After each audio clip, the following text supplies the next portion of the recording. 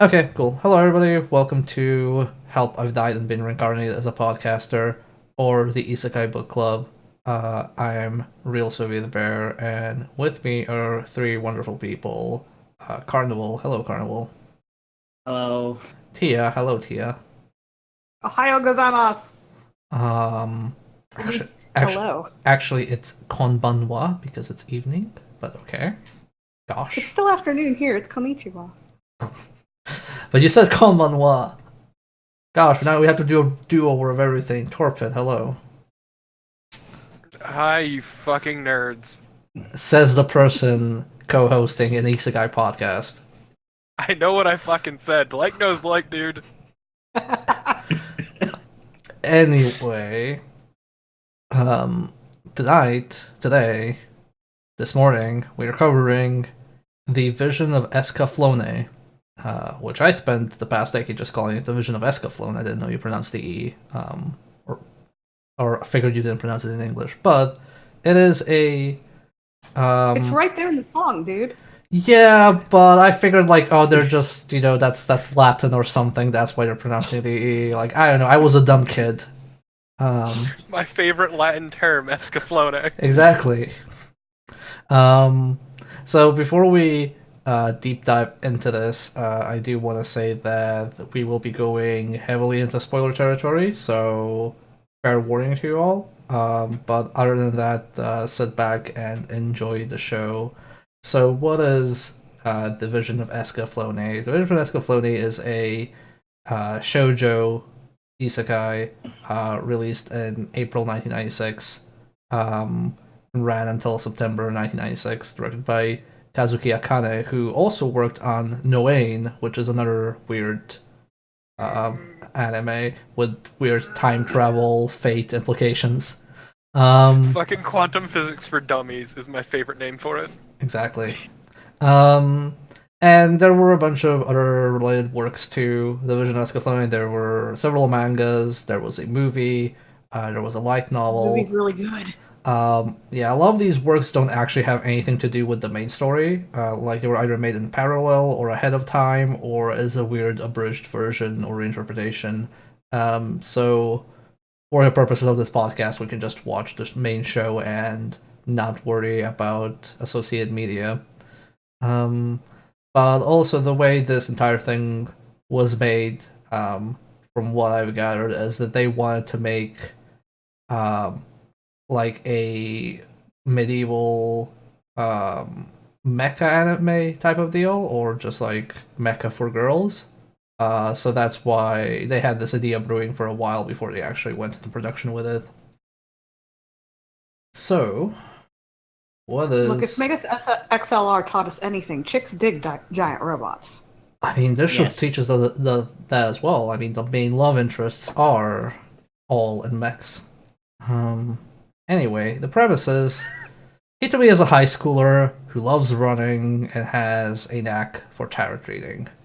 Um, and one day, she is sadly transported into another world, the world of Gaia, a strange planet full of war and destruction and steampunk and mechs.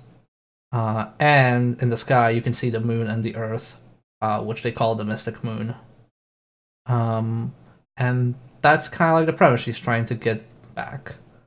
Um, so, Hitomi is trying to get back to her own world with the help of Vaughn, who is a newly crowned king of the fallen kingdom of Vanelia, and you actually see the kingdom fall in episode 1 as it's raided and burned to the ground by enemy mechs. Um, and she also falls in love with Alan Shazar, who is a royal knight of Asturia, which is I'm not sure if it's a neighboring kingdom, but it's pretty much a close by kingdom. Um, I mean, the countries seem like more city states, but yeah, it's not too far. It's on the coast. yeah. Um, Whereas, like, Van's place is inland. yeah, and a lot of the countries are fake different countries. So Finalia is fake Japan because they have samurai and mechs, and then Asturia is, I guess, fake Italy, um, and Fake such. Europe. fake Europe, Italy. Italy is basically just mini Europe for the world. Um, and meanwhile, the conflict in Gaia is escalating because the advanced technology of the Zybuk Empire is becoming more of a problem. They have these super mechs that are even more powerful than other mechs, and they're trying to affect the planet and the course of war with their fate-altering machine. And basically, the two main items to get the fate machine working are Hitami and the titular mech Escaflowne, which is piloted by Vaughn. Now, with that kind of little recap out of the way, let's talk general impressions. Carnival, how did you like the show overall? It's a show that's very well done, and I enjoyed watching it. But it's just not my thing. I would normally watch on my own time, and probably wouldn't watch it again. Through a combination of just pacing issues and just like something about the way it's animated just makes scenes feel like very weighty.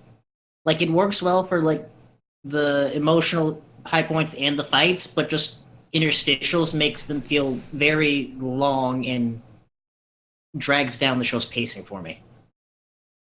And what about you, Tia? This is a show that I saw as a teenage girl. I very much loved it back then.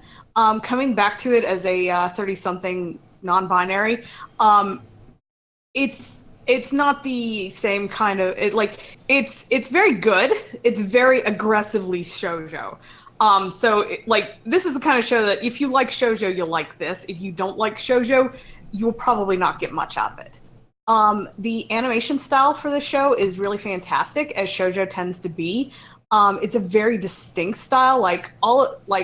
One of the things they really like to do with this is give the characters these really pointy noses and like detailed big eyes. That was kind of unique to Escaflowne at the time.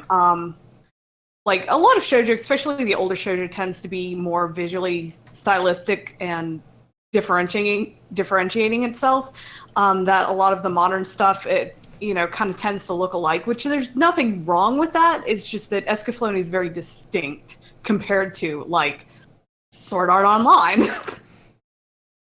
Yes, the show we've tried to forget. Thank you for reminding us. You're will welcome. never I forget. live to serve. Torpid, how did Never forgive. Torpid, how did you like Escaflowne? It's a show I enjoyed, but it had serious problems with pacing. It floundered around really hard. Like, the ending just kind of came out of nowhere because the show was never really kind of going anywhere, and everything is powered by plot in the worst way possible. Nothing feels quite like it flows naturally. But like the show itself is really enjoyable. The mech combat actually feels really weighty in a way that is very nice and not often seen. And the story itself, while pretty standard, is still enjoyable to see through. Well, I watched the show as a kid in German, and I really liked it back then. Watching it now, I still pretty much like it, except it kind of some of the different plot implications get a bit weirder now that you actually think about them. But other than that, mech fights feel really good. Non-mech fights also look pretty brutal. And in general, it has a lovely soundtrack and a really good art style. For reference, Yoko Kanno did the soundtrack, and she is fucking fantastic. Yeah, she is. Yes, this was one of the first anime soundtracks I ever owned, and it's amazing. Specifically, Over the Sky, I think. Or no, For Lovers Only is the one I forgot. Yeah, especially because there's like 4 or 5 of them. She gets really far with just using one word in all her lyrics. Yeah, it's all one of the those chanting shows. choirs just say Escaflowne, and somehow it works.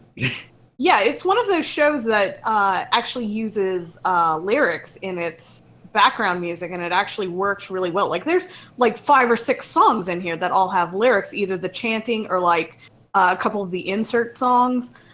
Even like the opening theme, if you listen to it all the way, is like lyricked. No, like the opening before you get to the opening theme with the horn.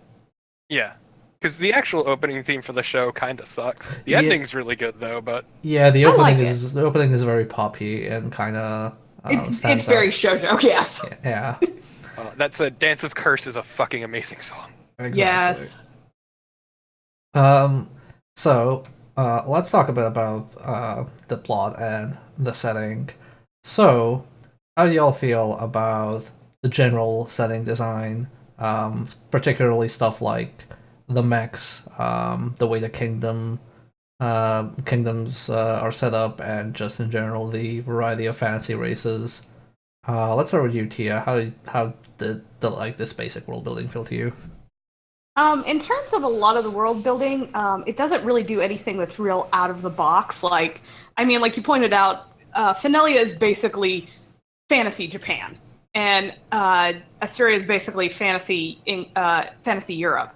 One of the things it kind of does outside the box is, hey, let's have mechas. And actually, I know a lot of like mecha nerds that are really big into Gundam that also like really love this show because they really kind of like you see a little bit more of the inner workings of how these machines work, and like it's because they don't run on electricity and steel plating and such. These are these are steampunk versions. They run on literal dragon hearts, and like the way they're almost like giant armors because of the way the person's seated inside them. It reminds me a little bit of Big O. In terms of like how the pilot sits in it and how they move with it, with the controls, like he literally sticks his hands in these holders and moves his hands, and the mech's arms move. But yeah, like the mecha is really one of the highlights of the show. I could say more, but that's more about characters. So in terms of the world building, I think the mech is where it really stands out. And Torpe, what were you? So the setting itself is very generic, honestly. Largely the setting just kind of feels like set dressing for the plot and the interpersonal drama. Right, they're your usual... Yeah. Like, you got your humans, you got your beast people, not really much done with that, though. Beast people treated like crap like always. There's slavery bits, too, that are never really talked about, despite... whatever. Slavery and fantasy stuff is always bad. That said, the mechs themselves are really enjoyable. I like how weighty all of them move. Like, when they hit, you can feel them fucking hit in the way they bounce off. And even just like the way they move. And ST was saying with it showing the inner workings, that is absolutely gorgeous every time you see it. But the setting itself is... I would say leave something to be desired, because you never really need to care that much about it. It's just largely set dressing. What are you, Carnival? Yeah, I would have to say that in general, the setting's like, it's there, it gets the point across what it needs, and that's what it needs to do. The only, like, the mechs are there, and that's just their main infantry units. The only question I really had was were the countries themselves able to manufacture them at their current state, or are they just, these are all a bunch of ruins that we're just maintaining forever? Was the only real question that I wasn't sure about, that I wish they kind of made a bit more clear. But otherwise, I'm fine. The mechs are great. The fight scenes are really well choreographed and executed. I think the implication is that the mechs are manufactured like to this day, which is why people recognize different models. It's just that Escaflowne itself is more of an antique model, and I don't think they age as rapidly as other technology. Like, okay, the Zybok mechs are super hella advanced, but I imagine that there are mechs that have been used for like the past 300 years and people still use them. To be fair, the Zybok mechs are shown to be a very recent invention. Yeah, or at least the technology used in them. Zybok is really the only country we've seen that seems to have the kind of but they each have their own styles in models and skill to actually manufacture. So yeah, I think Carnival's got a good point in that. It's kind of implied that they're manufactured in the current age, but how?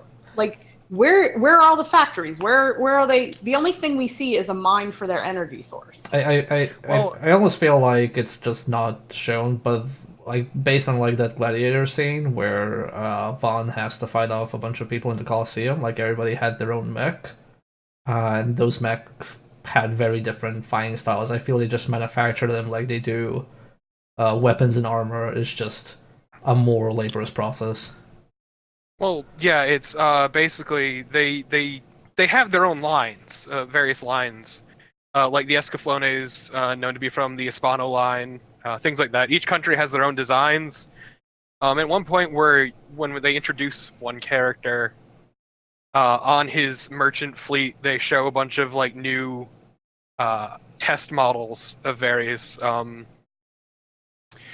mechs. So they do it like very offhandedly. Like they Yeah. gloss over it super fast. Yeah. Yeah, no, I personally also feel like the mechs were probably the part of the show that had the most focus. Like you can literally tell that somebody went, "How about if we made an anime but it had steampunk slash medieval mechs?" And everybody was like, "Cool." And then when they made it, obviously the mechs were the main thing in focus. But yeah, everything else feels very standard issue. To be Fantasy. fair, it was animated by Sunrise. So like mechs are their thing. Yeah. Anyway, the second big plot point of Escaflowne is the general idea of fate and wishes. Um, Ugh. so this is kind of like a mid series like plot point. Like it rather gets introduced mid in the series, and then gets expanded more and more. Um, Essentially, the Zybok Empire is trying to create this massive fate-altering machine to create a fate where everybody's happy, um, and they are kind of trying to harness Hitomi's powers for that. It has some very weird implications. In general, the idea is um, Hitomi, when she is on Gaia, can kind of influence what's going on around her just by like willing it. But it's not like, oh, she like has something come out of nowhere. It's more like her subconscious wishes and both her conscious wishes. Um, for example, oh, I wish he would fall for me, and then he falls for her. Or, oh man, I wish something like this would happen, and then it happens. But even like, I'm really anxious about being in this foreign world. Oh, look, people are dying. yeah, so even like sometimes like very like subliminal wishes kind of go badly, and a lot of that is first shown through the tarot reading, because she has a tarot card set, and in the real world she did that as a hobby. But in this world, whenever she reads the cards, something bad happens, but it's never quite really. Like, at first, you think, oh, she's predicting a bad future, but what's actually later implied as happening is the cards are showing what she wants to see and what will eventually happen. But anyway, Torpid, how did you like this? I guess fate binding for dummies. I mean, once again, it lends back to what I said before. Is like it's used entirely as a.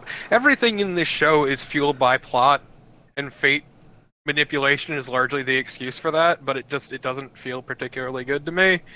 And then also, they do all kinds of fate stuff, but then they just drop it like a sack of shit, like manipulating people's hearts with it, or fortune blood and fortune DNA, Just which God. they get from just researching lucky people and making artificial fortune blood. But it's like there's all this weird stuff with fate manipulation, but none of it feels too good, and then the big revelation about it at the end feels also kind of dumb. Look, you thought that luck was a dumb stat, but Zybok knew better, so don't be angry. I'm sorry. I don't think trading life force, like prematurely aging, is a good drawback for taking the luck blood perk. Sorry. Yeah, so it's just I don't know. I was never huge on the fate thing. Also, Hitomi's reality warping powers have really weird implications. that the show never quite thinks about. So while it's throwing all this shit all over the place, it just kind of these piles on in the background. Because once again, the show is really undirected, and plot is the only way it kind of gets back on course. Terrible. How did you like the fate wish thing? Oh, it's terrifying. The idea that, oh, hey, we can just decide this and this. We can decide, oh, we don't like this person, and thus we can drown them in obscurity or some other way just because they can, is absolutely terrifying. But by the same token, is like, this clearly is like, okay, the idea of just make a perfect happiness for everyone, that's clearly unsustainable. But it's like, okay, you have this now.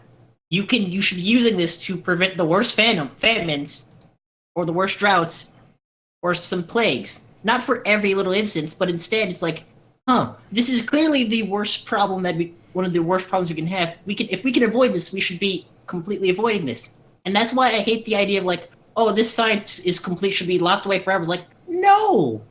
The methods they use to get this are obviously unethical and never replicate them, but if you know your universe, fate is deterministic, and you can do something to help people with it that doesn't cause the planet to explode, use the bloody thing!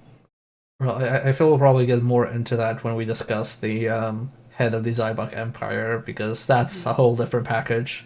God. Yeah, I think that's more a case of character flaw than it is plot flaw. In that, it literally never occurs to this guy that, hey, you could use this power in other ways other than trying to create this impossible utopia. Yeah. So how did you feel about it in general, Tia? I actually thought the coming back to the show and not remembering how it worked and rediscovering it, I actually thought the idea of Hitomi's powers of prediction was actually pretty clever, because you see a lot of shows where, the powers of prediction works as kind of a plot device to, I need to go save this character because I saw it in a vision, and and that kind of advances the plot, and that's what they're doing initially, and then you kind of find out that Hitomi's powers are basically becoming a self-fulfilling prophecy, where it's because she's anxious and scared and nervous about being in this foreign world where it's being torn apart by war. And so, like, looking back on it, it's like, oh, that's actually a pretty good narrative device, because all of the visions she sees are about death. And, like, that is exactly, the kind of, the sort of visions that you would expect from somebody who's scared and in this world that is literally in war from the moment she steps in it. So yeah, I actually kind of like the plot idea. I don't think it's without its problems, but I think that particular part in specifically was handled very well. You were actually talking about, I think Torpo, you're talking about, or no, Carnival, you were saying about using the power for helping the world if you had it to manipulate fate. There's actually another show or a manga that does this called Sengoku Yoko. It's significantly different from this one in that it's not an isekai. It's more of a shonen fantasy. But it actually there's a culture in that group that uses fate powers to manipulate their world. Spoiler alert: it goes badly. But that was the first thing I thought of when you mentioned that. It seems like anime really doesn't think kindly of the idea of successfully manipulating fate. I mean, the main two tropes from what I know from anime and in general, like Japanese games, stuff like that, is you either fuck with fate and fate just slams you down and says no and you lose and it's all tragic, or you fight against fate and you win despite all odds. That's the only two ways it can go. I mean, what options are there? Win or lose? I mean, maybe just come to terms with, hey, maybe we shouldn't mess around with this and just do something else. But hey, scientist in me says no. We can do something. Anyway, speaking of science, let's talk about love and the love triangle in the Vision of Escaflowne. Oh, shoujo! It's so shoujo. So, as I said, the love triangle is between Hitomi, Vaughn, and Alan. And the general gist of it is Hitomi saw in a vision like an angel helping her, and she's like, "Oh, I saw Alan," and Alan also looks like her high school sweetheart in the real world. So she's like, "Oh, I meant for Alan, but also it turns out that Vaughn is the angel, so I meant for Vaughn." And then Vaughn is constantly oblivious, but also constantly jealous. And then Alan is a womanizer who just hits on everybody who looks pretty. And it just goes all these weird places, and Hitomi just keeps ping ponging between the two. Um, and At one point, literally thanks to plot. literally thanks to plot. But yeah, let's go into that. Torpid groaned the loudest, so he can start.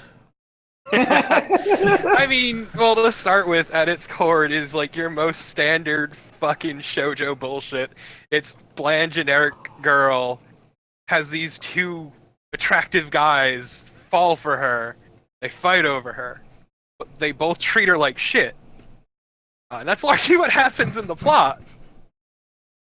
In part because of their wildly changing characterization, but not in ways that feel natural. It's just kind of whatever they want them to do on a given day.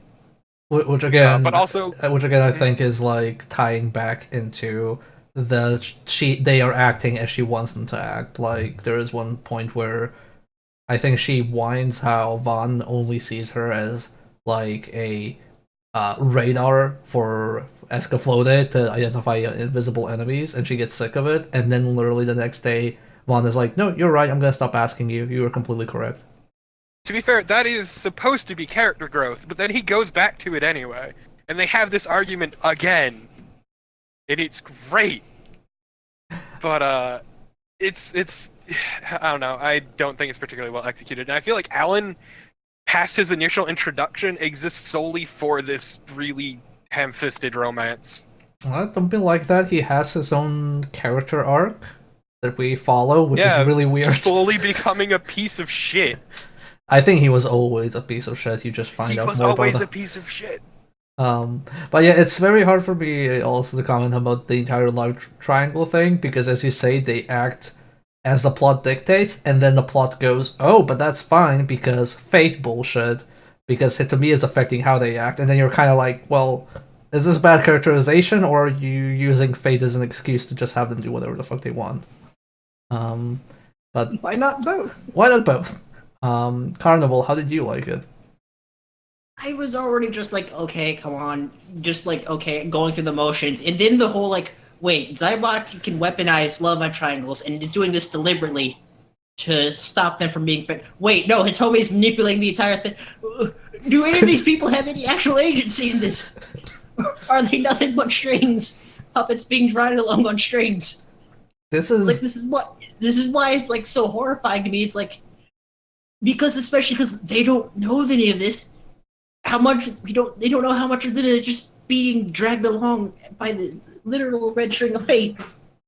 It's doubly great because it's been shown Hitomi can actually change people's minds with her ability.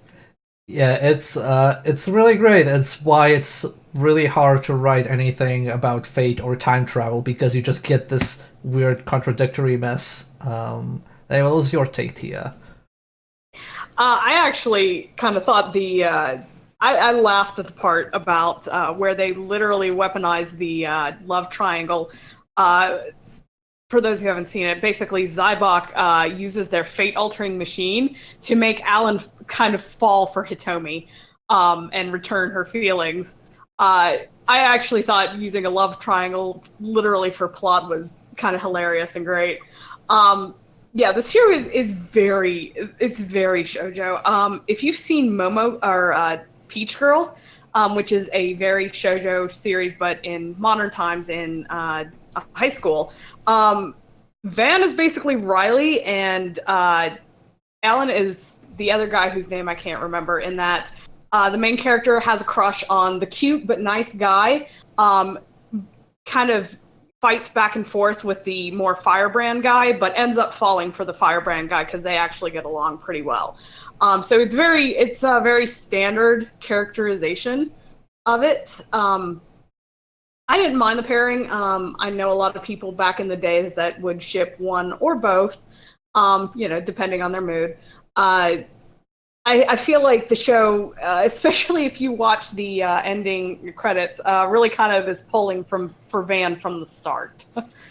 I mean, it was obvious just from a plot standpoint too. It's not subtle, but I mean, a lot of younger aimed at teenage girl love triangles do work that way, and that the first guy you meet is the guy that she's going to stay with, but they're not going to get along well at first.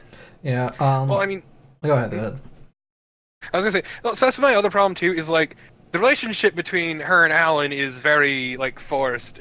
Like it's very upfront that he's clearly there to get in the way of her and Van, but also like her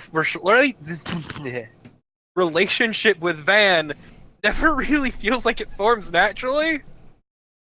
Yeah. It just happens because the plot deems it so. I also just want to describe for those listening how we keep saying like they weaponize the love triangle. Essentially, what happens in the scene is Hitomi is very sad, and the reason Zybok wants to have Alan fall for her is because whenever they're doing constantly their fate calculations, but because Hitomi and Escaflowne are this weird X factor, and it keeps messing up with their calculations because it's like unpredictable. So they wanna push them like away from each other. So the fate altering machine literally makes it so not only that Alan falls for Hitomi, but that they do so in a way that Vaughn can see it happen before his eyes. And it's a pretty hilarious scene. I always figured that was just shoujo coincidence. I mean, no, they had the other cat girl there watching on the sideline who also had feelings for what's his face? Van. Not Van. Falcon. Falcon, yeah. Yeah, it's quite a bit. It's weird. Yeah. It's weird, and they never really touch on it ever again. Okay. Well, let's move on. Yeah, I kind of expected at one point that maybe Falcon should like apologize and be like, "Oh, by the way, I totally like forced your hand on that. My bad." So also, real quick, it wasn't just making Alan fall for her; it was making her feelings towards Alan solidify, because she had been starting to have more prominent feelings for Van at that point. Yeah. I forgot that she is not exempt from her own fate manipulation. Really weird how all these things work out. Anyway, we'll move on to political intrigue, because even though it's not super in-depth, there is a lot of tension between all the kingdoms. So I'll just go over like how you all felt that was kind of shown off. So in terms of just alliances, betrayals, agendas, backroom politics, stuff like that. Carnival, how did you like the execution of all that? I thought it was well done for not being the focus, and this is directly why I say that the ending is nowhere near. Sure, it's happy for the bittersweet thing for Hitomi, but for the rest of the world, it's going to be absolutely terrible. Because, sure, Zybok has fallen, but all the sorcerers that knew how to do the fate magic, they're still around, which means that, and all the super technology that Zybok had is still around, which means that there's going to be a giant land grab rush to get all those scientists, all those sorcerers, and everything. And so basically, Hitomi is now creating a scenario-based, like, post-World War II Germany, in an event to just grab the goods for fate science and starts a giant Cold War among all the countries and city-states in the world in that area. Well, let's not forget that literally a non-Zyba kingdom invented a nuclear bomb. They dropped a nuke at one point. Yeah. That was a thing that happened, and nobody talked about right after. Yeah. I was like messaging Carvel, like, who the fuck dropped the nuke? Why is there a nuke? I completely missed that. Please don't mind our war crimes. That never happened. There's in the end when everybody's so at the near the end of the show, like in the second to last episode, there's an all-out war when they attack Zybok, but then the fate machine kind of breaks or goes into overdrive. I'm not really sure exactly what it's doing. No, what happens is This was What's actually before the exactly Fate Machine intended? kicked up. This was a deliberate action, but basically what happens is the Fate Machine, its entire purpose was absolute fortune, as they called it, which is giving everybody what they wish for, which is what led to the downfall of Atlantis, mind you. Because it's a very naive thought that giving everybody what they want would prevent war, and come to find out these people wanted war. Yeah, so everybody on the field at that moment wanted war, so that like amplified additionally their bloodlust, which included like allies fighting each other after they were done with Zaiba, and because somebody thought, oh hey, we just beat up Zaiba, let's just blindside this other kingdom and beat them as well, and then somebody threw a nuke at their own people. So Huge yeah, no, fucking nuke. literally, Hiromi is about to leave this land carved into a giant blood field right after stopping the giant empire.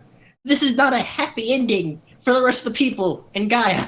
Well, no, it's fine, because once the Fate Machine is gone, everybody's perfectly fine and happy. No. They all stop fighting, the world's okay, Carnival! For Okay, for 5 hours, maybe. In fairness, the world was already on war before she ever entered the world, and it wasn't really her responsibility to make sure that all these stupid countries stopped fighting each other. I think there are a number of things like the war with Zybok that would have happened regardless of whether she was there. Yeah, I think the only difference I felt Hitomi made personally was that Zaibach lost. Yeah, That's the only like he difference she assassinated made. Hitler.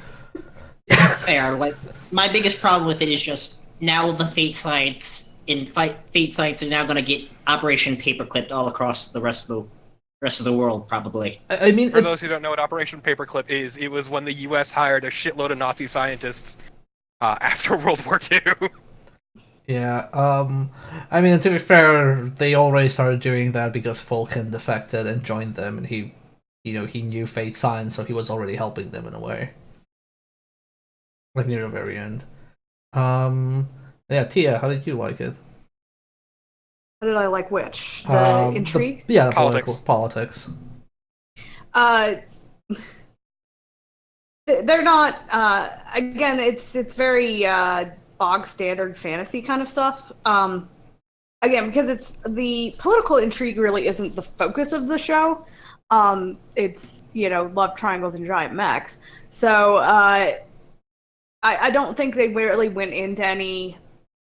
They didn't really use it to do anything deep or complex or unexpected. But on the other hand, since it wasn't the focus of the show, I'm not sure that they could have. And still keep the plot and make it work with what they really wanted to talk about. They do a good job of highlighting that people that rule countries are generally kind of stupid. But yeah, they're it's not. It was there. Torpid.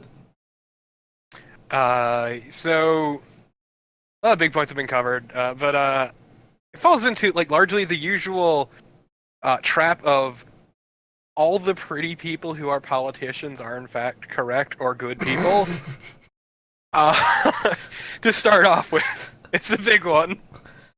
But also, like, a lot of the intrigues purely serves to create drama and tension, including the one attempt at enslaving Hitomi that nobody talks about ever again. Which is really weird, because the head of Asteria was in part behind it. And also, one of the characters later on, who's very important, is the son of the person who tried to have her enslaved, and nobody talks about it ever again! Or the time they put Escaflowne in a mock battle to try and get him killed. Yeah. And it's like, there's these... No, go ahead. It's these weird inner workings, and it's, once again, by and large, like set dressing used to create like drama and what have you, and the politics themselves have no real meaning in the grand scheme of things, but as Carnival said, there are actually weird implications that they have set up that will eventually lead to the dismantling of Zybok. Basically fucking the treatment of Germany post World War II, where people will be fucking pissed as shit at the people of Zybok. they'll take away their scientists, and also they will take away their tech.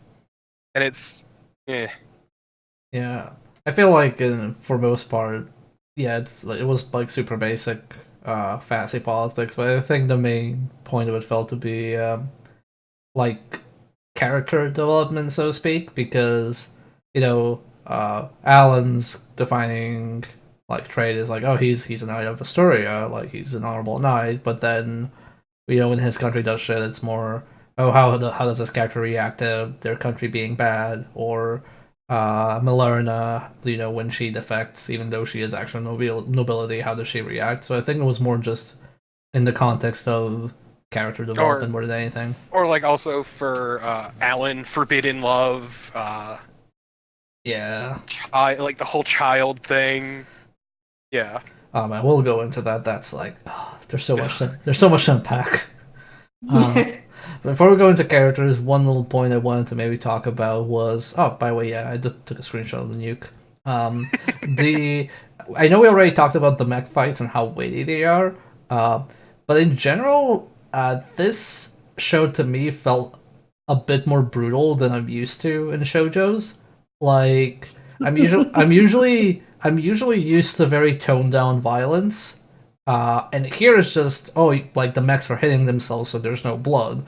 But when there's fight like human on human, like people are like bleeding, it's being like blood splatters in very dramatic ways. And in general, people are killed in very obscenely brutal ways, including nukes. Yeah. And it's not like particularly a gore fest, but it's more like they use blood sparingly, so every time they use it, it's pretty effective. I don't know. How did you all feel about that, Torpid?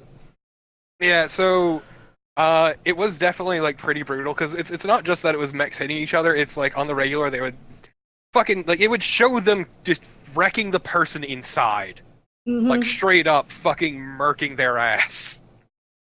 Or also destroying the cores on them, which would then just leak fluid all over the place, which, while not blood, kind of helped emphasize a point.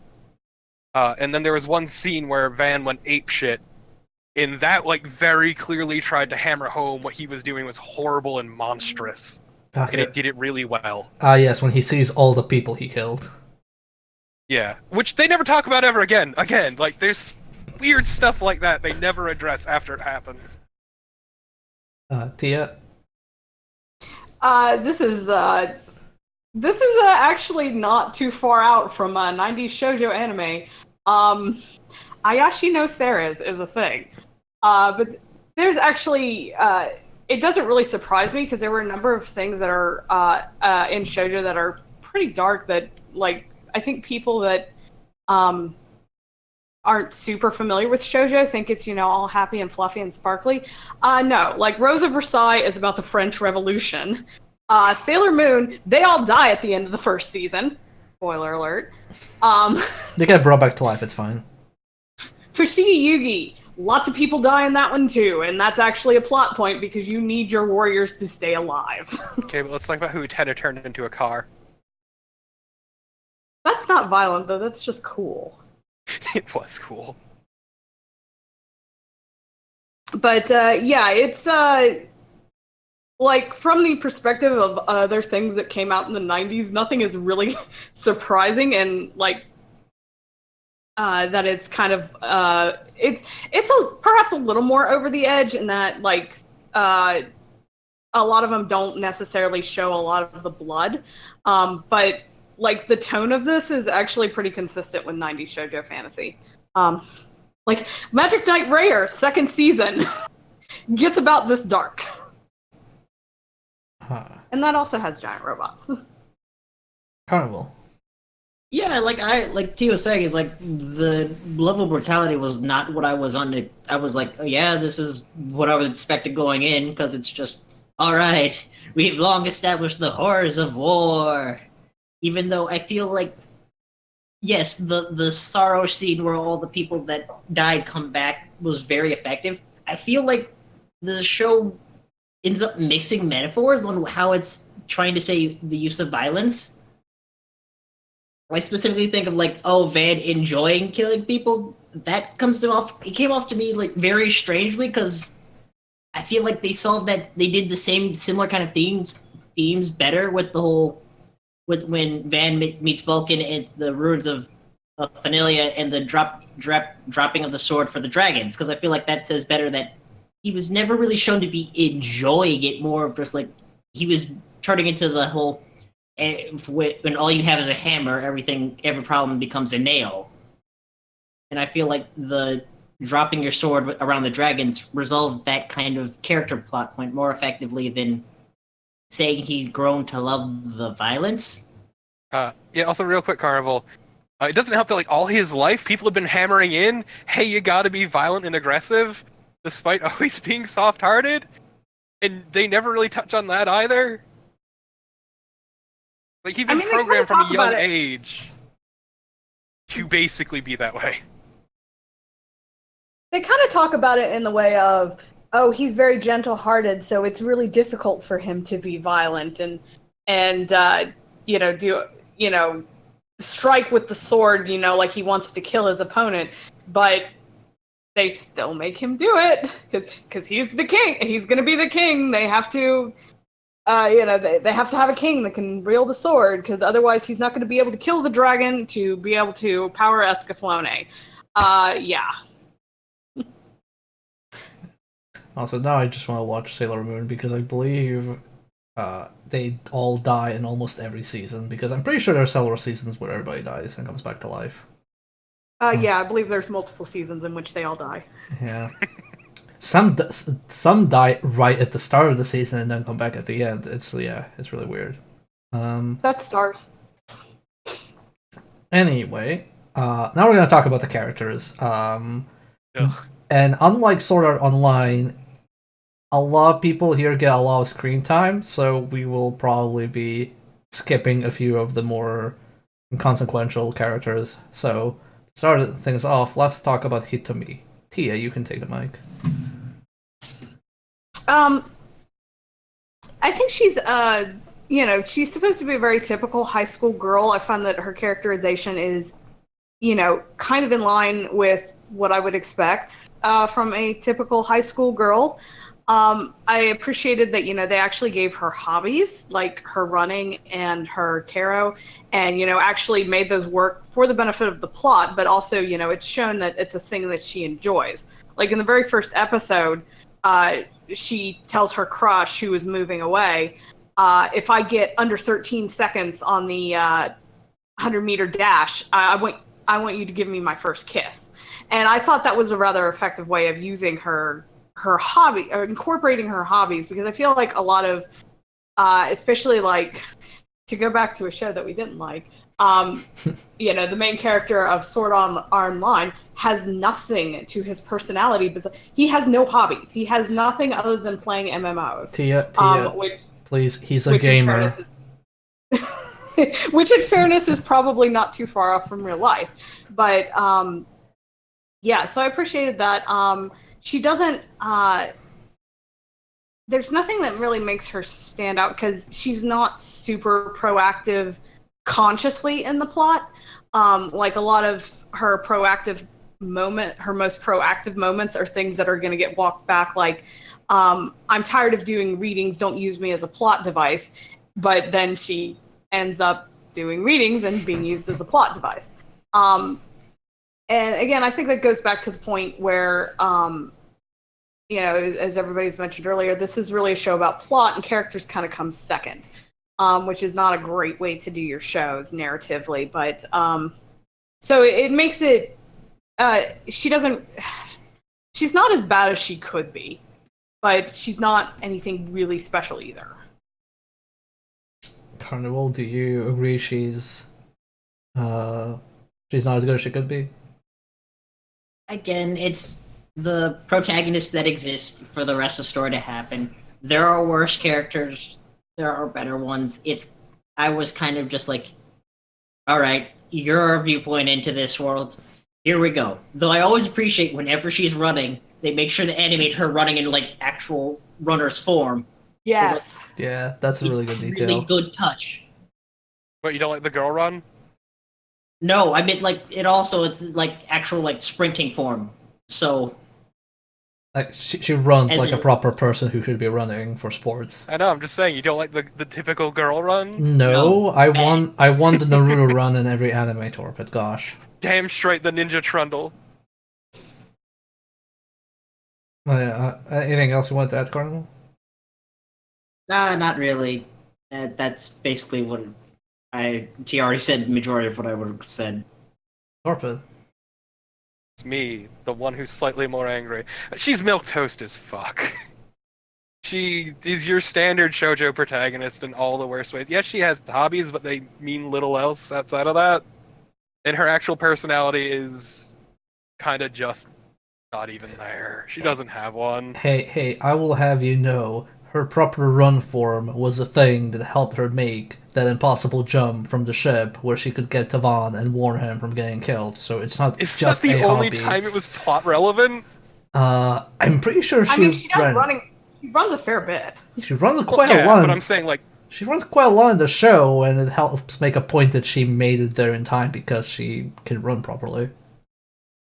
yeah, no, it's as a character, she's incredibly milquetoast, and I really do not like her because she's really bland and boring. She's also your standard shoujo protagonist, easily swayed by pretty boys who treat her like crap usually. And as a whole, it's eh. I, I, I personally feel like you're being unfair here because, she had like two very pretty boys next to her. Anybody would be easily swooned in her position. Have you seen? Would you believe that Alan's 21? Have you seen Alan's hair? I mean, come on. Damn, I want to fucking brush that shit, dude. Having been in fandom for a long time, Bear is absolutely correct. I know people that would go to bat for Sephiroth. Exactly. But no, I thought Hitomi was alright. I feel like the other characters were more interesting, but then I found myself mostly just watching the show and going like, okay, cool, Hitomi, so when's the mech fight? When's the mech fight? Come on, Hitomi, start a mech fight. But yeah, I do think her hobbies have more of an impact in the show, and I like that. Like, she's constantly running towards things and making it in time because of her proper form. And I think the tarot reading is a bit more of a weirder hobby that feels more like just a plot point.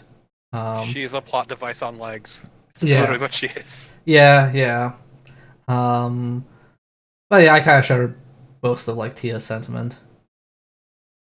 But let's move on to Vaughn Funnel, or Fanel, as they pronounce it in the anime, who is the main love interest and also I think it's called Draconia. Am I getting correctly? Half Draconian, yes. Half Draconia because he is, his mother was also Draconian. Draconian in the setting are basically the old inhabitants. Fantasy racism. Yeah, the old inhabitants of fallen Atlantis, which is why he is so good at piloting Escaflowne, I assume. Anyway, Carnival, how did you like Vaughn? He was all right. I appreciate that. At the very least, he probably one of the smarter character protagonists I've seen in terms of just, you know what? No, we're gonna actually wait to do something. Or hey, the Zybok Empire. This is a mine here. They're mining their power source. Let's blow it up. That'll do something to actually put a thorn in their side. He's a bit more proactive than I'm used to seeing some protagonists, so I appreciate that. But otherwise, he was been okay. Though I still have the problem of just how much of their personalities are we actually seeing because of the whole fate manipulation thing that lies in the background of everything. Well, technically, would fate be able to make them act in ways they never would? Can fate Yes. make you act against who you are? Is it not how the way you act actually fated? Not in this world where we can know fate is a science that we can manipulate. Yeah, but yeah. I do think that at least it comes across that he is very much a shonen hothead, who thinks he can just like take all his problems on head first with violence. and then promptly gets beaten up for doing that. How did you like him, Torpid? I mean, I didn't hate him. Once again, it's like Hitomi. I don't have particularly strong feelings about him. He's your standard like shoujo rough and tumble love interest. His characterization varies wildly in ways that are kind of annoying, like to the point where they retread certain conflicts more than once. Like him liking battle, but he doesn't like battle. He's soft-hearted, but man, he can really get into it. But actually, he secretly yearns for war. But no, he's actually a nice person. And it's like it can never quite decide what they want him to be. Yeah. I mean, he also, of the two love interests, he treats Hitomi the least like shit. So there's that also. I'm trying to actually like think about what you just said. Like, did he treat her less like shit than Alan? Probably slightly less like shit. But yeah. Alan literally talks about locking her up in the castle and keeping her from leaving. Yeah, yeah. Only slightly. Yeah. I think part of the thing we're missing with the the shonen hothead thing is, in the second episode of this, literally almost everyone Van knows is murdered, by the Empire, and so a lot of his characterization, over the next several episodes, especially, is coming from this place of grief and revenge, and I think that in a way, part of the show is him working through this process of grief and lashing out. Because I mean, like, he's smart, but the very first thing he wants to do when he's in Asturia is he wants to go confront the people that attacked Fenelia, and he's like, and Asturia's like, you should stay in the room. It's not, don't show your face out there. They might know who you are, and he pops in anyway. But yeah, I like Van. I think he's he's an interesting character. I think more so than Hitomi, because I think shoujo love triangles are really kind of driven by the personality of the boy characters, because it's who would you want to fall in love with, if you were the teenage girl watching this.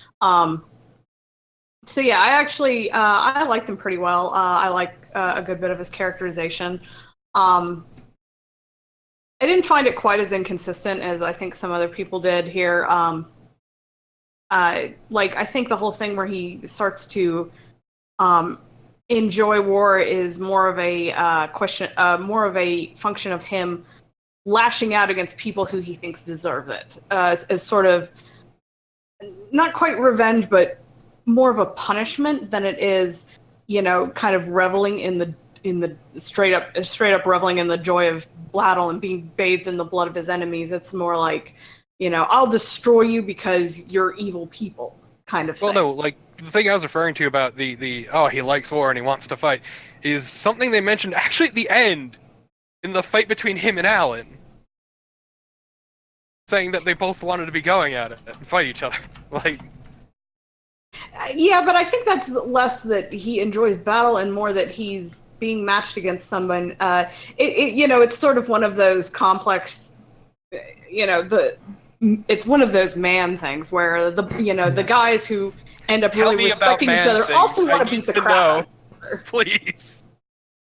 No, but I think the more of the point for that is because he's a swordsman. Like, even if he doesn't want to fight and he's like soft-hearted, like, you can still be a swordsman, like, sports wise or just like self-improvement wise. And at the start he does lose to Alan in that quote unquote friendly spar, and he advances quite a lot through the entire show, and it's always kind of emphasized, oh man, you've gotten really good. So I felt like that's just coming full circle and him having his proper rematch with Alan. And then just Real that man being talks with his fist. Exactly. I can understand that to some extent, but my problem with it is also the fact that he actually almost killed him at the end. Well, and just barely didn't. Well, that's the fate machine doing its thing, and making everybody super violent because it's fulfilling their wishes. So that's also part of that. But I feel like secretly they both did want to fight each other to just prove who is better. Um, but yeah, I thought that was like okay. Tia, were you rooting for Team Allen or Tim Vaughn? I think back when I originally watched the show, I was Team Vaughn because I've always been more of a fan of the hotheads. But yeah, I think this show kind of pushes pretty hard from the start for Team Vaughn. So um, Team Allen is like the spoiler, like the team that can make that can ruin the championship match, like by winning when they shouldn't. You'll know what it's a sports thing. You'll know what I'm talking about, right? Team Allen is for people who like to be wrong. You're right. Look at okay, but please look at that face. Could you tell me that face is wrong? I want to punch that face. Oh no, I thought he was very cute when I was young. And his hair is beautiful. His hair is majestic. Oh god, yes. I'll be honest, I was surprised that Alan actually made it to the end alive and Gore didn't turn evil. Because that was exactly what I was expecting, to be honest. He does look like a You're fallen too used paladin. to shonen is the problem. He looks like a fallen paladin in the making. Tell me, Carnival, how did you like Alan? Like, that was my first and just general, because this was my first time ever actually seeing Escaflowne compared to everyone else. But it was just like, I was just like, you know what? Wow, you actually made it to the end of the series alive and not evil. Well, not only explicitly evil people. So, congrats. In other words, like, I was just kind of amused as it just ties into like, oh wow, he continues to be a worse and worse person. Just like every episode is like, we're just gonna keep adding more and more, either tragedy or just awful things to him. It's like, it kind of became comedic after a certain point. Like once he's like, oh yeah, no, he's the kingdom. What was the kingdom? I can't remember its name. Asteria? Yes, not Asteria. The one where his illegitimate child is like, oh wow, that's I didn't expect that. Neat. He is pretty much a shitbag. Like at the start, he just like seems kind of like nice, like the nice little blonde paladin dude. But then it's like, oh, there's forbidden love. There's a tragically lost sister. There's him being known as a womanizer and just like hitting on every single pretty lady, and so on and so on. How did you like him, Torpid? I didn't. And he seems. No, go on.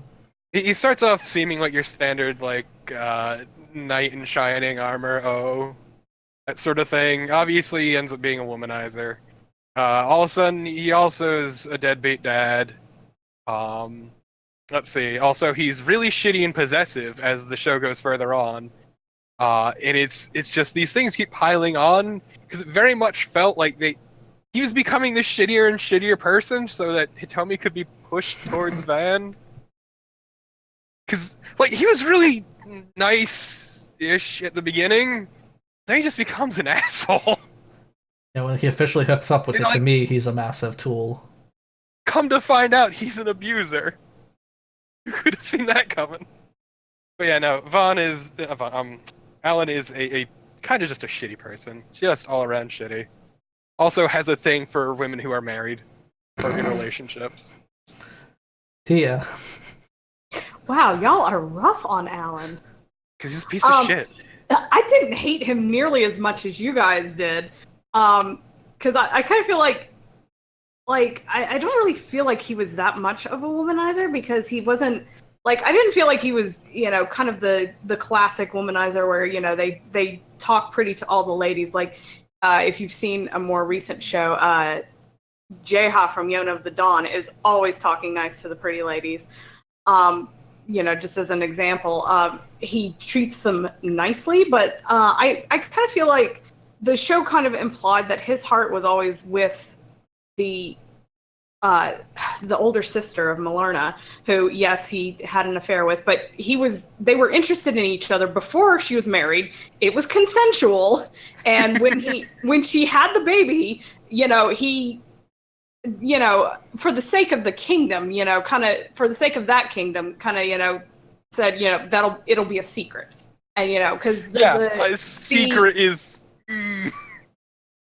Well, I mean, the only ones that really knew were him, the older sister, the younger sister when she found out, and the husband, who was very adamant that that was his child. Well, yeah, because he knew how to fucking step up. I mean, he's a king. I believe kings have more leeway in stepping up than a fucking knight. But yeah, like I really... he chose the right thing to say at the right moment. Yeah, he was a pretty cool dude. The husband was all things considered pretty cool with it.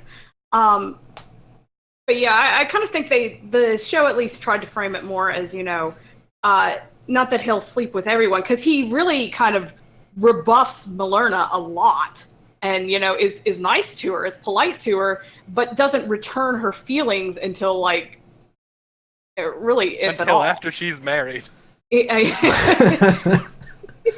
That was a vision that didn't technically happen. My point stands.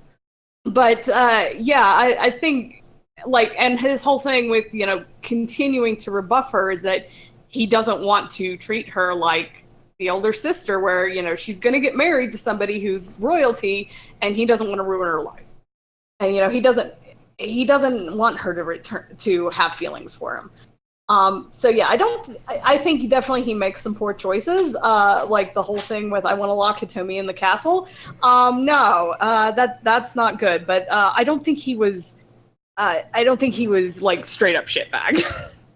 He's like that D&D character that has obnoxiously high charisma and just everybody falls for him, but he's too good to push any of those forward. I mean, he would make a good bard. He would make a good bard. Family is fueled by plot, and it's beautiful. It's really good how we're gonna go into a bit more detail into how plot heavy Alan's backstory is, because there's other characters we'll talk about.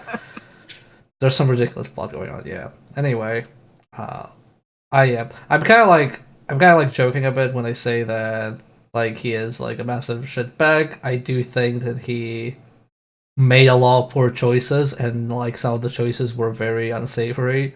But all in all, at least the show doesn't make it seem like he is a super nice person. Like the show never kind of condones him having an affair or anything like that. It's never put into that kind of light, so at least that's good. Yeah, they're really rough on him for that. Like, both the girls that are interested in him are like, yeah, he had an affair out of wedlock. That's really bad. And it's like... And had a kid. I mean, okay, it's the 90s, they... Perhaps a little less forgiving than we are 30 years later, but...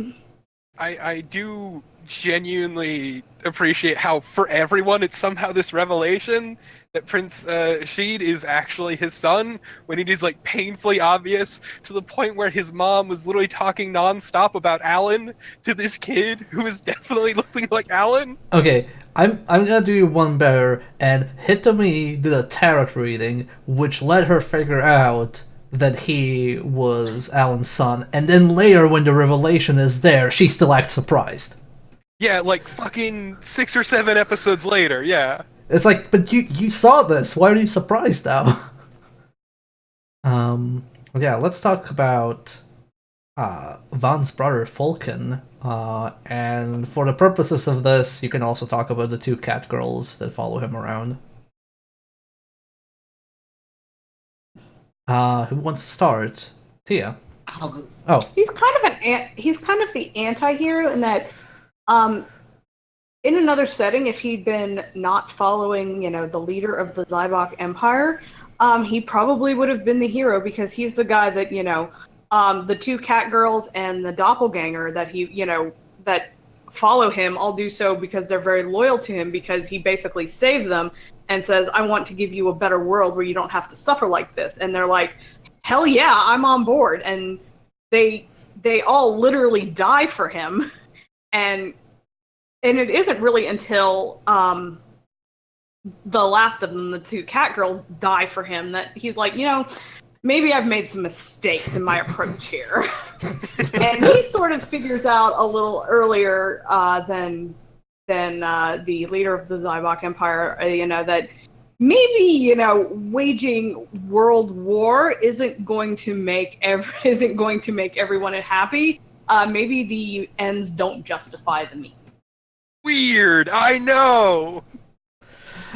Yeah, like sometimes he almost feels like I had to make a Simpsons reference, but that episode with Scorpio where they have the James Bond villain who is actually super nice to all of his employees, but is actually like causing world war and all sorts of like terrorist acts. He kind of reminds me of that. Like he's super nice to all of his employees or subordinates.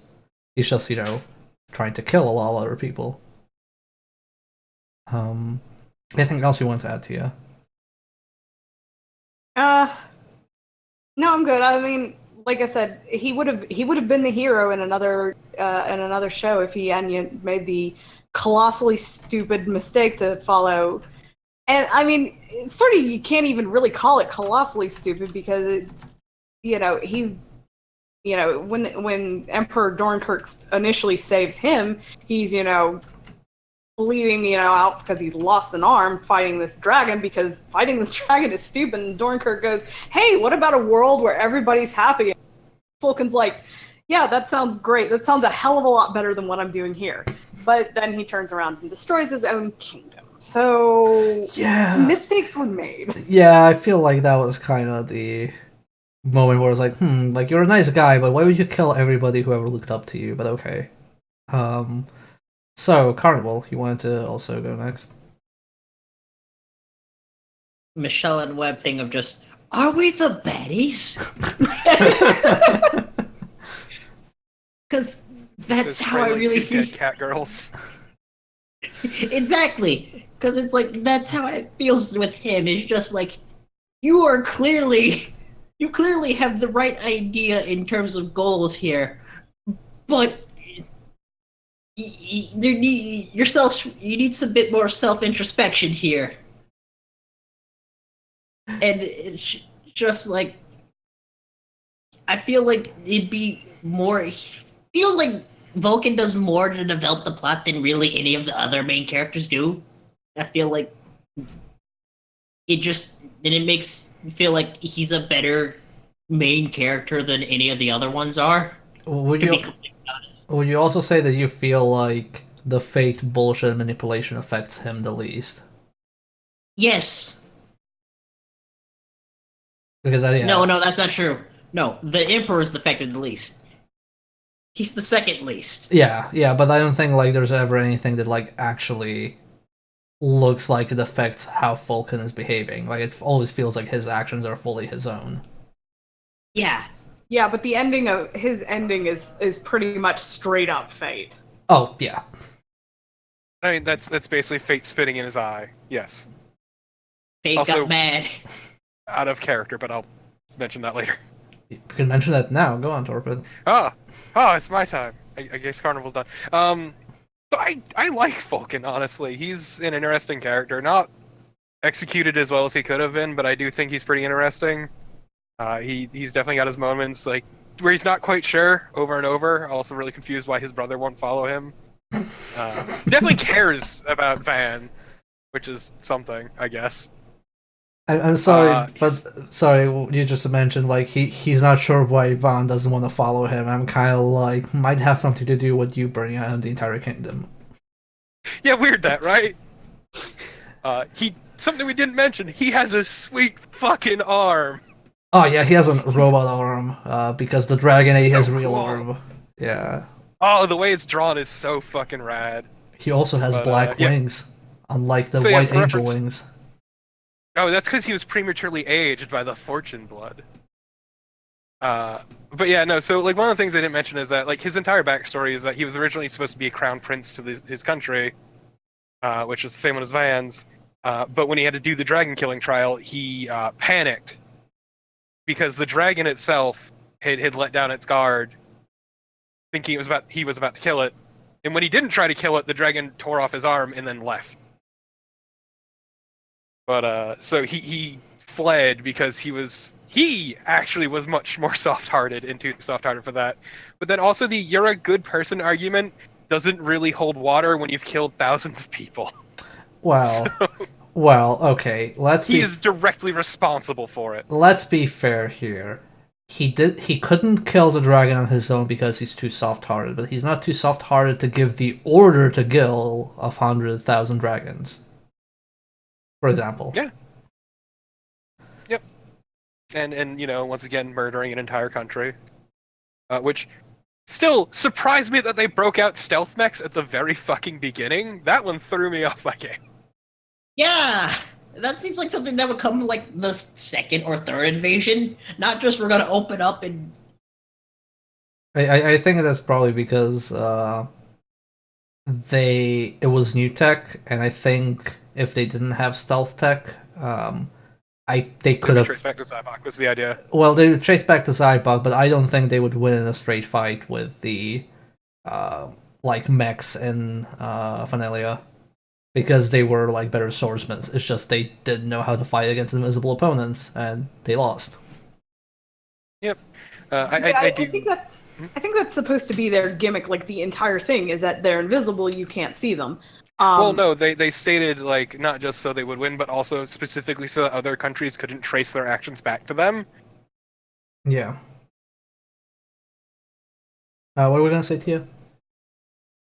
No, that was it. Oh, okay. But yeah, as I was saying, I thought he was pretty interesting.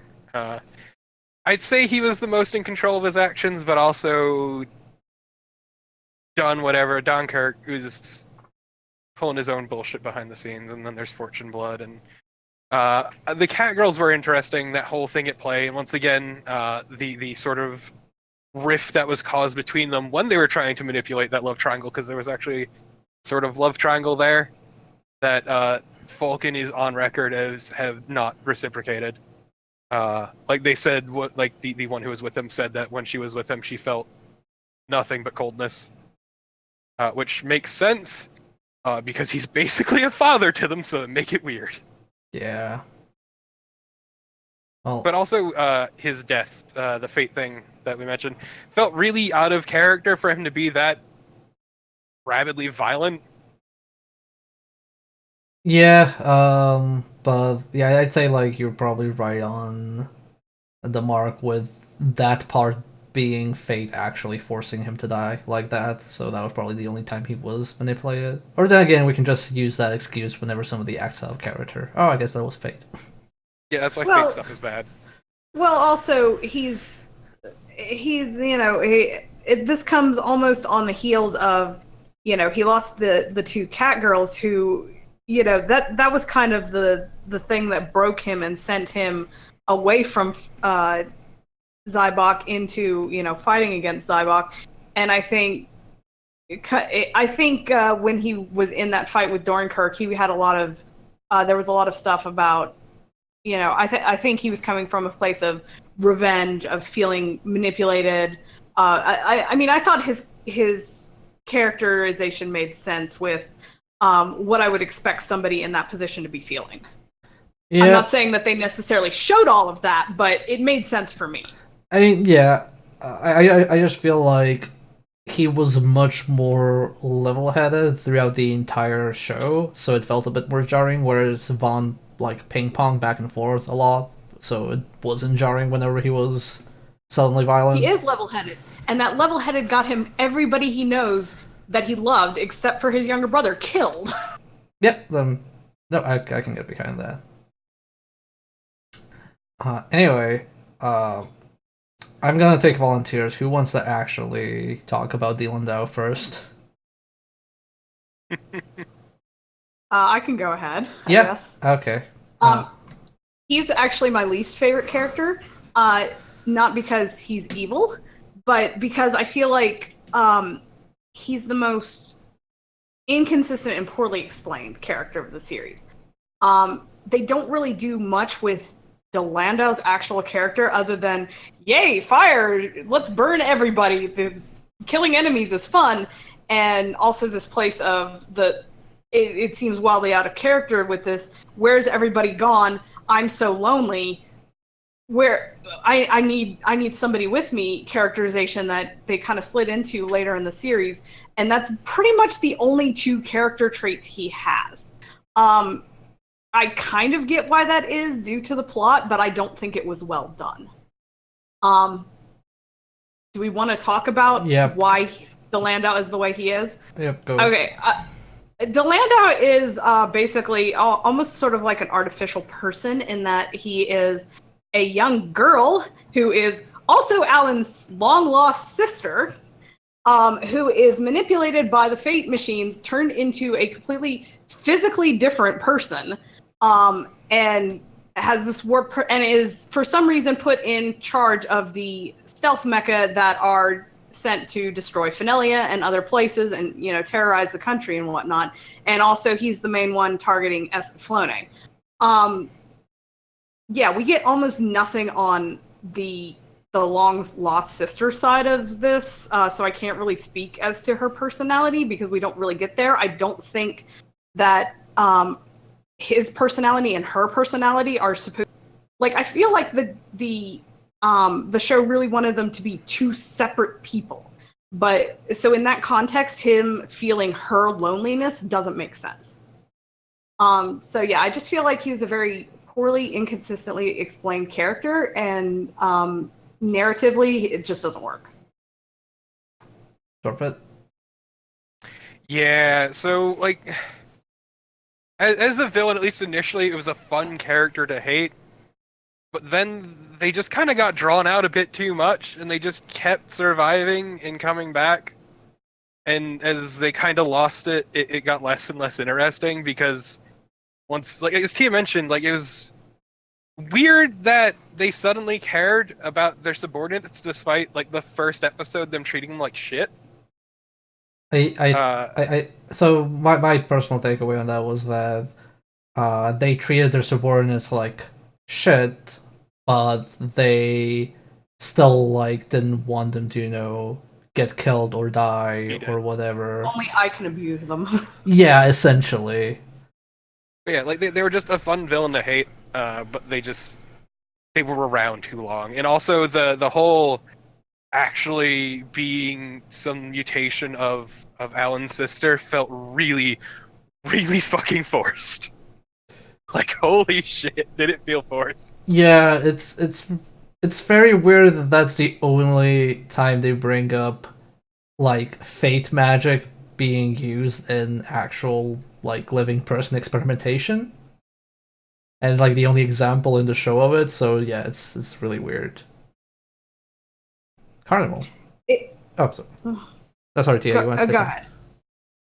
I was gonna say, yeah, like, okay, the first part, like, okay, we got our fun villain of just, yeah, wants to our murder happy general. Okay, sure. And then the fate manipulation thing is just like, wait, you can do that? Wait, why are they doing this, like, picking people off their streets and randomly manipulating them into sleeper agents across the different kingdoms?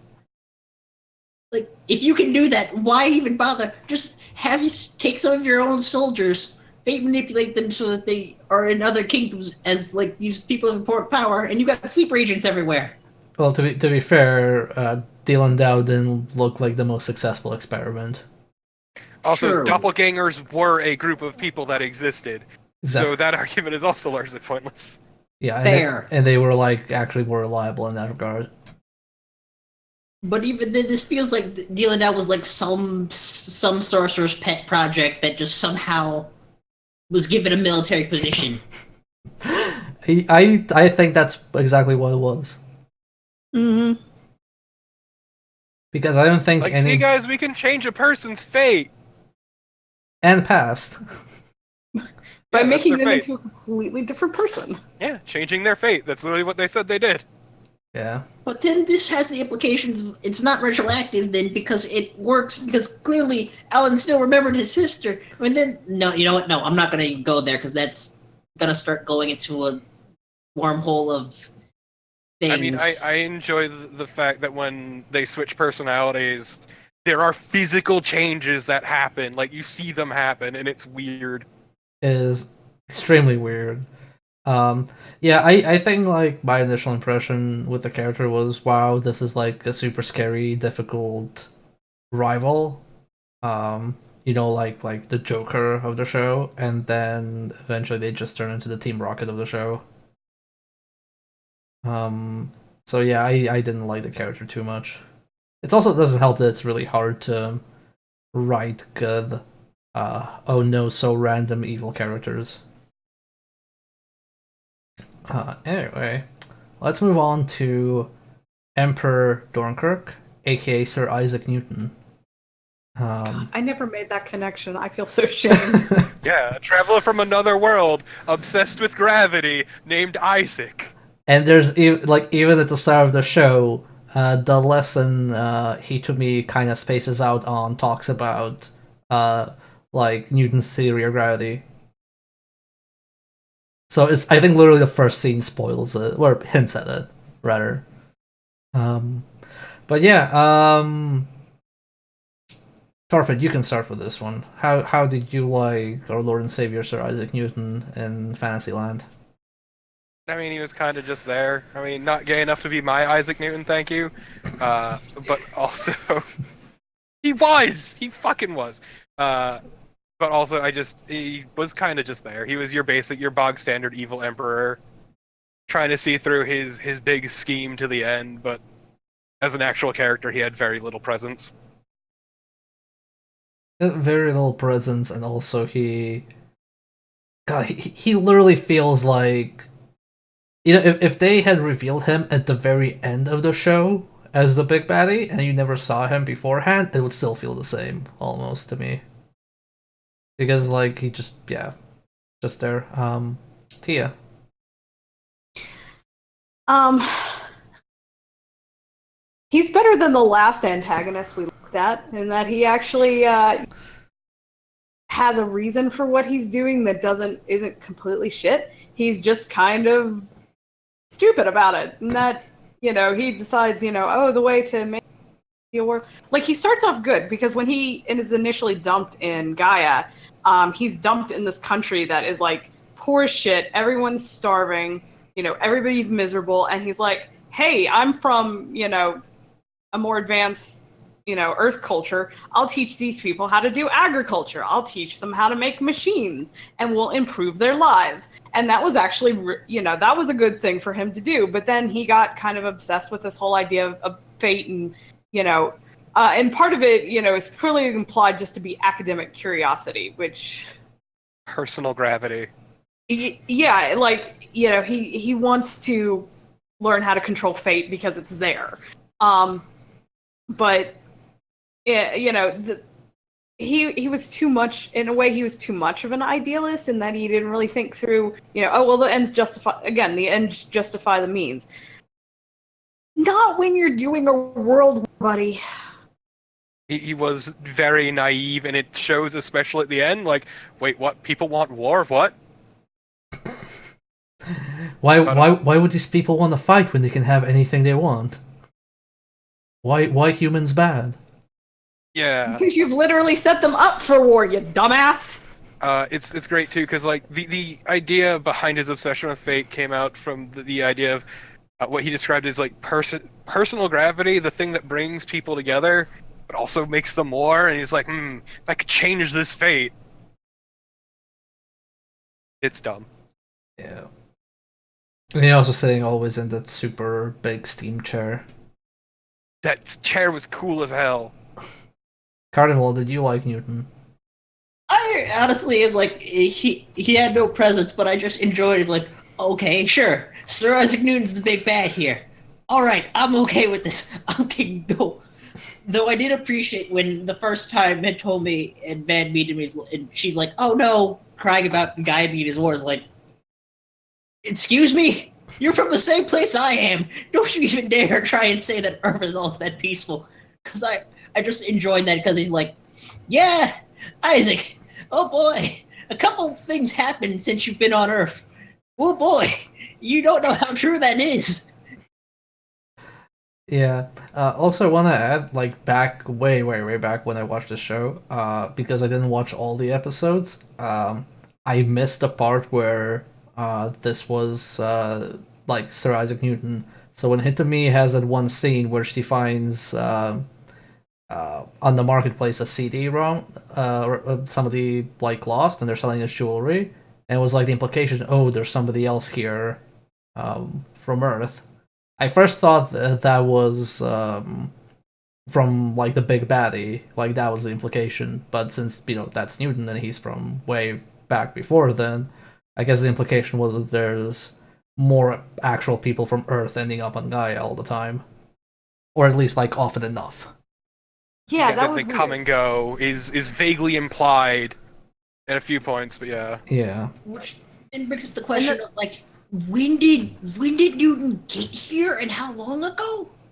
Because there's no way the Zyrock Empire was formed in like within like 40 years. So To be the fair, the time in Gaia works very rarely, because if you look at it, when Hitomi ends up on Gaia, you have a few like not really flashbacks, but like meanwhile what's happening on Earth scenes, where like how her friends are talking to her mom and explaining what happened and stuff like that.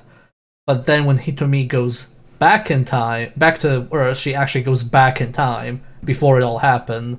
So it doesn't seem like time really flows consistently. And there's also like that entire implication where Hitomi's grandmother ended up on Gaia for like a very short time and then vanished, and then Alan's father kept looking for her, and when he saw her she looked exactly the same, and the implication was that she probably just teleported within the same year or time frame, whereas for him it had been like 20 years. man, I do really love how superfluously how things going back on Earth it really felt when they just kind of retconned it anyway. Yeah, that was really I couldn't weird. tell if the writers forgot or they just didn't care. God knows. Anyway, let's move on. We're almost at the end. I want us just to cover two more characters. One of them, Milurna. Uh, Yes. Milurna, the cool princess of Asuria, and the younger sister of Alan's lover. I guess we can call it that. So Carnival, you can start with this one. How did you like her? You know what? In all honesty, it's like pretty okay characters. Like she seems to have a lot more active participation in the plot than even Hitomi does. So it's like, you know what? Cool. You do you, and go. As an anarchist, I cannot condone the monarchy, but you can get the guillotine later than some of the other ones. I would not put her on the guillotine. Look, she healed a person. She wanted to be a doctor. She's really cool, in my opinion. Torpa, do you agree? I mean, I thought she was pretty alright. But it's yeah, no, it's like those hashtag princess problems, you know? Got all these beautiful boys around me, can't decide who I want. Do I want to elope with the beautiful knight, or do I stay with this beautiful noble I've been pledged to marry? To be fair, I feel like she wasn't even debating that until much later.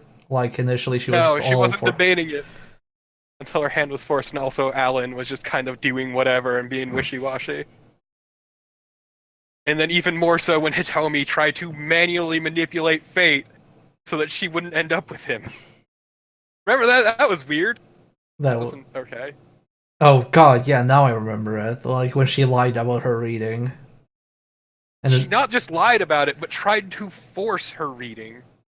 well, I don't think she realized she forced it because she didn't know about her powers. No, she was. She did it deliberately. Oh, okay. Yeah, no, She she did had the two deliberately. cards in her hands and tried to force it. Ah, okay. It was deliberate as anything. It was deliberately her being a shitheel. But But like, no. but I think like she just like faked the reading. Like she didn't know she had the power to change it. No, she did it deliberately. She knew she had the power at that Oh, point. okay. Sorry, it's been a month since I watched it. Yeah, we can I trust watched it Torment. all yesterday. But I like her. Like she's perfectly fine. She's probably got more agency than a lot of characters. The whole marriage situation is weird, but also Like, she's too good for Alan. She's way too good for Alan. Oh, Alan does not deserve her. Oh, definitely. I kind of like that she's one of those princesses just like takes matters into her own hands. Like she's not kind of like, oh, I'm not gonna wait for this to resolve itself, and she just like does stuff. Yeah, like she was even researching medicine because she wanted to directly help her people. And you know, she's all right. Like, it's also weird with the marriage thing, how the guy ends up calling it off because he's self-aware enough to know that he's not good enough for her. We're gonna talk about them. Yes, okay. But yeah, like Merlerna's fine. She's perfectly fine. I like. Tia, She's one of the more likable characters. how do you like Melina? I think she's actually my favorite character. And just the way she's dropped into the story is just kind of, she's, when they first introduce her, she's clearly meant to be the rival to Hitomi for one half of the love triangle. But then, you know, she's there and they're like, okay, well, we have this character. Now what? I don't know. Let's make her a motherfucking surgeon. And, you know, have her save a dude's life, who the dude is Alan, but still, I like that they, you know, and she ends up with her own love triangle. I like that her character, that they developed her character to that degree and went in that direction. And her love triangle, unlike Hitomi's, is not resolved because her own feelings on the matter are not really clear because Alan is still not committed and kind of seems to be more interested in taking care of his sister in the end than pursuing romance in general. And Dryden is like, you know, I'm not good enough for you. I'll come back when I am. And it's not really clear about, because she even says, you know, I'm waiting for you when you're ready. And he's like, I'll take that chance. So yeah, I really like the directions they went with her character. I think she's a lot of fun. She plays into the stereotype of the spoiled princess a fair bit, but I think I think she's one of the characters that they really found their footing in her characterization and kind of built a good, solid character rather than some of the inconsistencies that we saw with a good bit of the other cast. Yeah, like, as you said, though, her introduction is really rough, but she gets much, much better. And the last character for tonight, I didn't want us to cover Merle because I don't really think there's anything to talk about her. But I want us to cover Dryden a bit. He's introduced fairly late, but he becomes like a bit more important to the plot development and the previous love triangle. So, Carnival, you want to talk about Dryden? I have a problem. Just he's an interesting character for what we see of him, but he comes in so late to the plot that I feel like while he has an impact, he doesn't really get to just make as much of an impression. He's certainly one of the better characters, but again, his repolitik is the true answer to everything. Is like, no, go fight the imperialists who are trying to do the weird magic fate manipulation nonsense. This is not the time to try and put sanctions on them. To be fair, he didn't know about the fate bullshit. Fair. Yeah, he is basically treating them like you treat, you know, another powerful country. Not, you know, another powerful country that's got the magic equivalent of a nuclear bomb. Not the actual nuclear bomb that was somebody else. Yeah, not even sure if they mention exactly which country it is that developed and threw the nuke. But yeah, how did you like him, Tia? I think he's a real fun character because he's sort of one of those characters that initially you're kind of expected to hate a little bit because he's very self-assured and kind of snobbish and like sort of he's like his whole shtick is I'm rich and I'm cute and I have lots of money, so everybody should like me. So he's unabashedly a womanizer. Yeah, he's more of a womanizer than Alan is, but as the show goes on, it's shown that, you know, he actually does have, you know, even though he's blatantly doing it to show off for Malerna, he still does some good things, and he actually sort of has some moments of self-awareness that, hey, maybe I'm not ready to run a kingdom and, you know, marry a princess yet. But like the whole thing where, you know, he he basically pays for Escaflowne to be fixed by the ancient Ipsano merchants who show up in a giant hole in the sky, and it's like really expensive to pay. And he's like, "I'll just sell my convoy." And his accountant freaks out, and he's like, "Whatever, I'll do it because it'll impress Malerna," and it does. But also, it was a good thing for him to do to save the life of this guy that he doesn't even really know. It's really good that like based on everything you see from him, like he is an extremely good merchant and he knows like how to haggle. Like that's the impression left. But then he also just throws away money of a regular convoy on something that's ridiculous, like repairing some stranger's mech. Torben, how did you? I would watch a sequel series with Malerna as the main character and Dryden love interest. I suppose we could use Alan, but maybe we'll just throw in a third love interest and have a harem. That sounds fun. I mean, I will watch a show. Like he looks like he's like a Cowboy Bebop character. Now that I look at this He's screenshot. got some serious Kaji from Neon Genesis Evangelion vibes going on here. Yeah. Which is sort of an insult because he's better than Kaji. Yeah. Torpid, how did you like Dryden? I mean, he definitely had a lot more personality than a lot of... Give me a sec. Had a lot more personality than a lot of the cast. Though I wasn't huge on certain parts of it, like the womanizing or him phrasing everything as a merchant. But he definitely was better than he let on.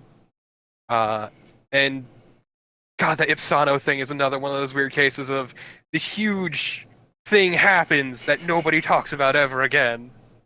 You mean how this entire race or covenant or whatever it is just has a teleporting massive spaceship that's on call for repairing mechs? Yeah, specific mechs too. Specific mechs of which we only know of one. Super advanced mechs, yes. I mean, look, at least you can't fault them for very good customer support. No, but like I appreciate that also he's self-aware. Like as the series goes on, he becomes more and more aware that he is not good enough for the princess, and he needs to better himself. Even if some of it is for show, he's at least aware enough to know that he needs to improve himself. And I do appreciate him. Also, nobody ever talks about the fact that his dad tried to have Hitomi enslaved. They just kind of gloss that over. Weird. Was it his dad? Yes, it was his dad. They even mentioned it. It's his dad at one point. Yeah, okay. Yeah, I like them. I thought he had a lot of personality and some cool moments, and I kind of wish he was introduced sooner, so we'd have more of him, but oh well, such is life. And it's all good things. This episode will also come to an end, and we're gonna do roundabout of our isekai questions. So, first question is, would you mind ending up in Gaia Carnival? No, for two reasons. One, and more importantly, I would probably start seeing this fate manipulation thing and start poking my way through it. And oops, here we go again.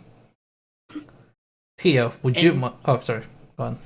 And the second point would be, no, because that means this world's fate is deterministic, which means I'd go paranoid of like, no, is someone else manipulating my fate? Tia. I would not want to end up in Gaia unless I was piloting a giant mech, because that would be the one thing that this has that our world doesn't. That would be an improvement. But other than that, it's a war-torn world. It's not a real safe place to live. And I mean, not that current situation is, not that our current situation is wonderful, but I wouldn't want to be one of those people that lived in Fenelia, that's for sure. There's a certain standard of living that can be attained here.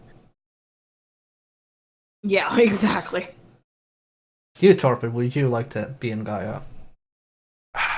Not particularly, because, hey, the fucking fate shit would be a great source of an existential crisis. That is some pure weaponized depression right there. And be like, I don't know, none of the mechs are as cool as the Escaflowne, but also the Escaflowne, if you become too close to it, you can feel what it feels, but also it's not really touched on a whole lot after that point. And it's great because if you fuck up, you die anyway, so it doesn't matter. Yeah. As a whole, it's also like culturally on the level of, we'll say, medieval Europe, sure. So it's like, nah.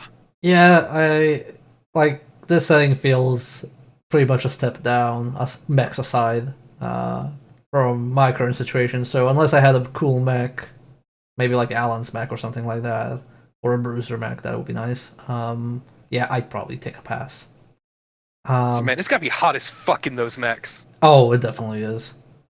Yeah. Next question. They do show some of the characters sweating in them, don't they? Yeah. Noah is like ridiculously warm in them from some of the scenes I've seen. So next question: if you went through all the things Hitomi went through, would you go back to Earth or would you stay in Gaia? Like literally, like from her, like you went through all the exact events she did. Torpid. Hell yeah, go back to Earth with my new fate manipulation powers. It'd be fucking sweet. You don't get to keep them on Earth though. Shit!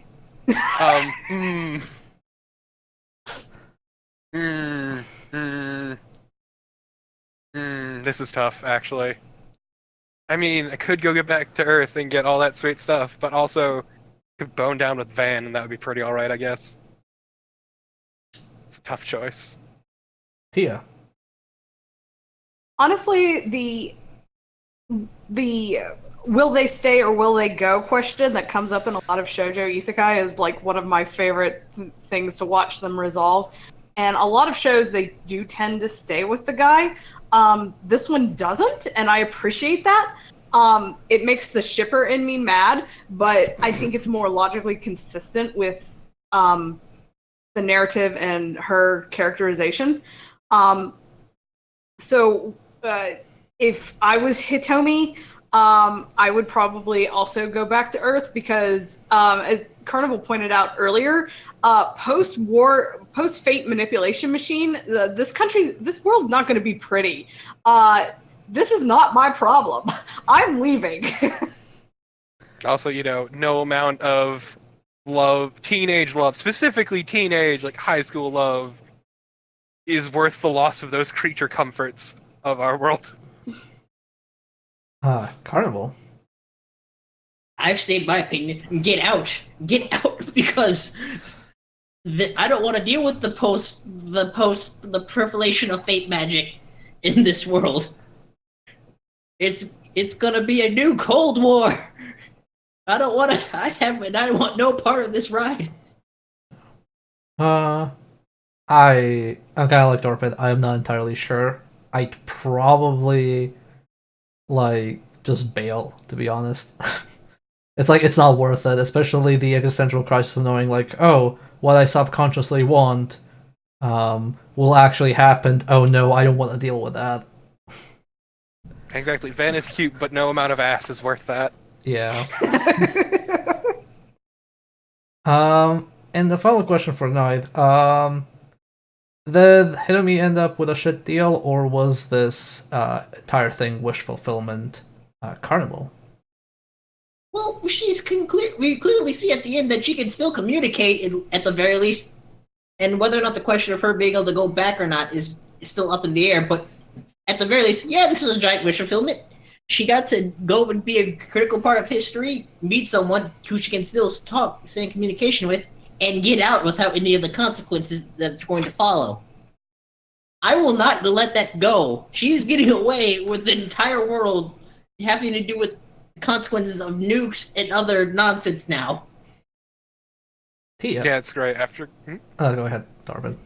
I was saying, after I finished watching it, Carnival, I had this discussion wow, this is actually fucking horrifying.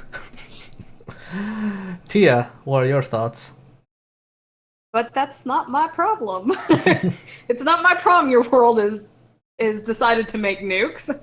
But yeah, I think I would lean more towards wish fulfillment, but it's not complete wish fulfillment in that she's kind of miserable in Gaia a lot of the time, between anxiety over being separated from her friends and family and her crush, Not knowing if she's ever going to get back, having to deal with this world that is violent and bloody and in her face, which as a teenage character in the 90s, she is probably not used to at all, especially a teenage 90s in Japan.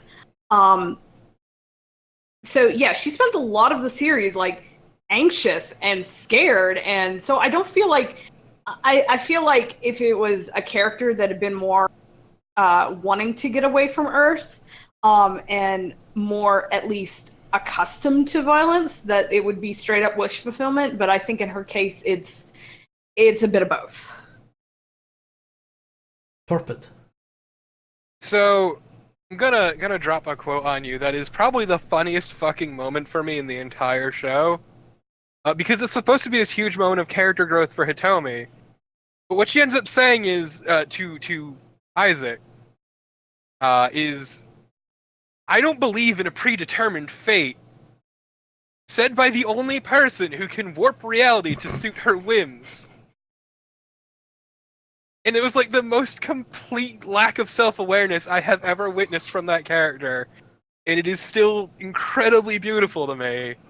And honestly, she came out unscathed. She got to experience fucking romance, travel, all that. Like, yes, it was fucking anxiety-inducing, but at the end of the day, she came out fine. And I'm sure we'll fondly remember this as she grows older, because she got to truly experience her youth. And come out fine on the other side.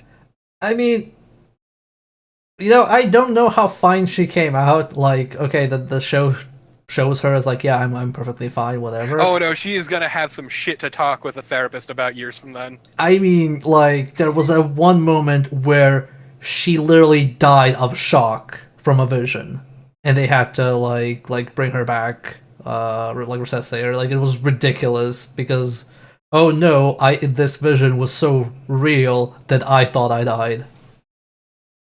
So I don't think she's gonna come off unscathed. She's gonna be like fucking traumatized.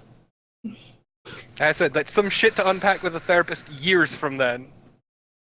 I'm kind of like feeling like it's half and half. Like, some of it was definitely wish fulfillment, but yeah, she gets the bail without most of the consequences. So I don't know, like comparing. Yeah, this is basically somewhere between like Sword Art Online and El Hazard. Essentially, if El Hazard was fully wish fulfillment, then Sword Art Online was kind of like so and so, depending on the character. So yeah. If you're not Credo, it's miserable. Yeah. Let's make this perfectly clear. Anyway, well, that's that for this episode. Tia, where can people find you? What do you do? Plug some stuff. I'm at twitch.tv/TiaCall. I stream a fair bit of like JRPGs and random shit that you probably haven't heard of. Most recently, I've done a couple of sessions of Twitch Sings, which is all the karaoke that I've always go to. Never found a group that was willing to pay $20 for a room. So yeah, I do a bit of streaming of everything. I'm also on Twitter under at Tia Call as well. Carnival, where can people find you? What do you do? Find me at twitch.tv/King Carnival. Finally, after moving out of college dorm and back to house and sorting out the internet, I should be able to actually stream again, and hopefully we can start Parasite Eve sometime soon. And you can also follow me on Twitter at Toku_Carnival. Nice. Can't wait to watch the third birthday. No. Torpid, where can people find you? What do you do?